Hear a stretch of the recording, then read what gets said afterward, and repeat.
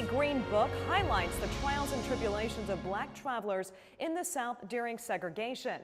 The actual guidebook became the premise for the movie, which lists out friendly black hotels and private residence. And those included places right here in Richmond. 8 News anchor Morgan Dean shows us one of the most famous, the Eggleston Hotel. The old Eggleston Hotel stood for many, many years here on this corner in Jackson Ward. It's gone now, but this new development still carries the name Eggleston Hotel, even though it's not a hotel. The corner of 2nd and Lee Street here in Jackson Ward, during its time, this area was known as the Harlem of the South. It was the finest of places for us as a race of people to stay. We couldn't go in any other hotels, motels, restaurants here in the city of Richmond because of days of segregation. The Eggleston Hotel was the place to see and to be seen. It offered a safe haven to many a black traveler during the Jim Crow era who found the ads in the Green Book, the guidebook known as the Bible for the Black Traveler.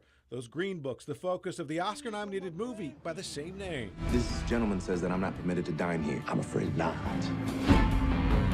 Our dad would put Pepsi crates and Coca-Cola crates. They were wooden crates back during that time.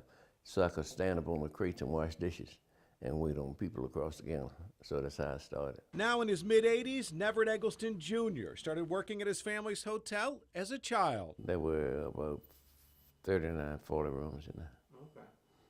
Dining room on the 2nd floor, dance hall on the 2nd floor, private dining room on the 1st floor.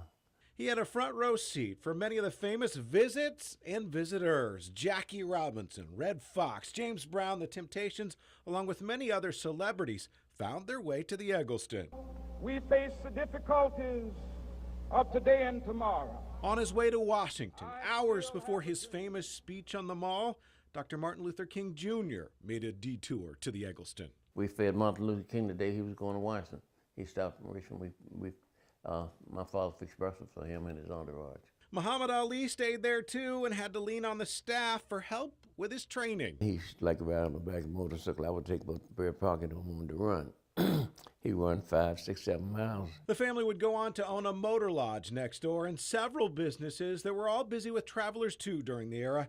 After the civil rights movement, when Richmond desegregated, 2nd Street and the Eggleston lost many of its customers to businesses across the city.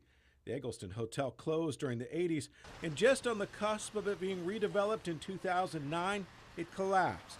This building on the old site pays tribute, and this highway marker reminds folks of its importance and its legacy in the community. I went to school, but I got my training on 2nd Street. That's where I grew up. That's what I knew. That was my world. In Richmond, Morgan Dean, 8 News. The Eggleston family legacy lives on in Richmond even today at the Croaker Spot and Sugar's Crab Shack restaurants. Still ahead tonight, Amy Simpson shows us how one family's legacy is being preserved at a nearby plantation. Hear their story next.